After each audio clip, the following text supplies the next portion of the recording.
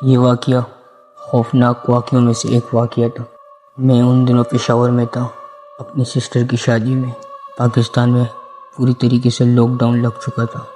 ہم شادی سے فارغ ہوئے، میری فیملی واپسی کراچی جا رہی تھی۔ میں کسی وجہ سے رہ گیا کہ میں ایک ہفتے بعد کراچی جاؤں گا۔ میرے سب گھر والے کراچی چلے گئے، میں گھر میں اکیلا رہ گیا۔ میرے گھر گاؤں کا گھر تھوڑا خوفناک ہے۔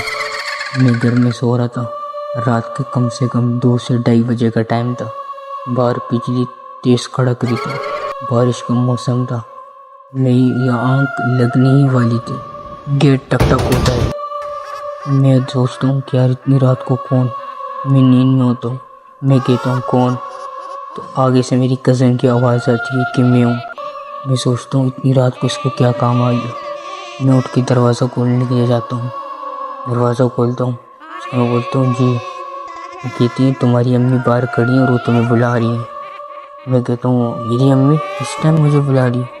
اس نے کہا ہاں تمہاری امی بلا رہی ہے، یہ کہہ کر وہ چلی جاتی ہے۔ میں کہتا ہوں چلو میں آتا ہوں۔ میں تکیے کے پاس جا کے اپنا موبائل اٹھاتا ہوں کہ ٹارچ لائٹ جلاؤں گا۔ میں جیسے موبائل اٹھانے کے لیے تکیے اور سے موبائل اٹھانے کے لیے ہاتھ کرتے ہوں تو مجھے یاد آتا ہے کہ میری امی تو 2 دن پہلے ہی کراچی چلی گئی، اور یہ جو کزن میری گیٹ پہ آئی تھی یہ تو آج سے 3 سال پہلے کینسر کی وجہ سے مر گئی تھی۔ وہ میری اتنی خوفناک چیخ نکلتی ہے کہ وہ بھاری راتوں میں سے ایک رات ہوتی ہے کہ میرا دروازہ ٹک ٹک ہوتا ہے۔ مجھے اگر بتانے آتی بھی ہے کہ تمہاری امی باہر بلا رہی ہے، جبکہ میری امی 2 دن پہلے ہی کراچی چلی گئی ہے، اور جو مجھے بتانے آ رہی ہے وہ آج سے 3 سال پہلے مر چکی ہے۔ وہ رات میرے لیے بہت زیادہ بھاری رات ہوتی ہے۔ اس کے بعد اگلے ہی دن میں اپنے کزن کے گھر جاتا ہوں، اور وہاں پہ پھر کچھ دن جو میرے رہ جاتے ہیں میں وہاں گزارتا ہوں۔